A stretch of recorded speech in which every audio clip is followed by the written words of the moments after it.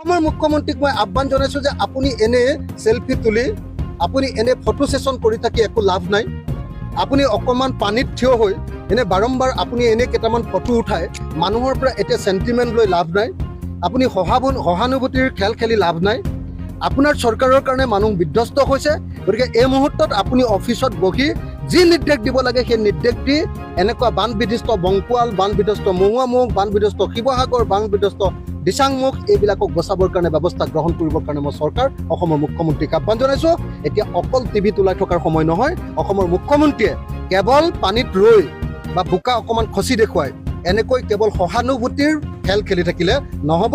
মুখ্যমন্ত্ৰীক মই অনতিবিলম্বে অসমৰ বানপীড়িত ৰাইজক প্ৰকৃত অৰ্থত উদ্ধাৰ আৰু সাহায্য প্ৰদান কৰিবৰ কাৰণে আৰু বান বিধ্বস্ত এলেকাবিলাক পুনৰ মেৰামতি কৰিবৰ কাৰণে দাবী উত্থাপন কৰিছোঁ। মানে অসমৰ মুখ্যমন্ত্ৰীজন মুখ চহকী।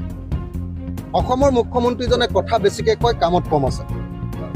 কিন্তু টিভিবিলাক আৰু বাতৰি কাগজবিলাকক তেওঁ নিজৰ লগত ৰাখি তেওঁ কথাবিলাককে অনবৰতে প্ৰচাৰ কৰি থাকে।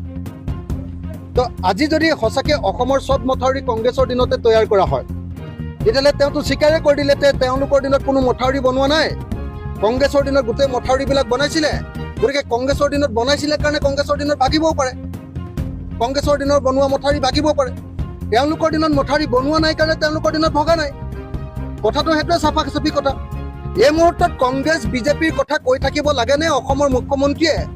এই মুহূৰ্তত তেওঁ নিজৰ অফিচত বহি প্ৰত্যেকটো ঠাইৰ পৰা ৰিপৰ্ট লৈ সেই ৰিপৰ্ট অনুসৰি তাৎক্ষণিকভাৱে বান সাহায্য প্ৰদান, বিধ্বস্ত হোৱা মথাউৰিবিলাক পুনৰ নিৰ্মাণ, বিধ্বস্ত হোৱা পথবিলাক পুনৰ নিৰ্মাণ আৰু এইবিলাক নিৰ্মাণ কৰিবৰ কাৰণে যি পইচা লাগে সেই পইচাবিলাক কেন্দ্ৰীয় চৰকাৰৰ পৰা অনাৰ ব্যৱস্থা কৰিব লাগে।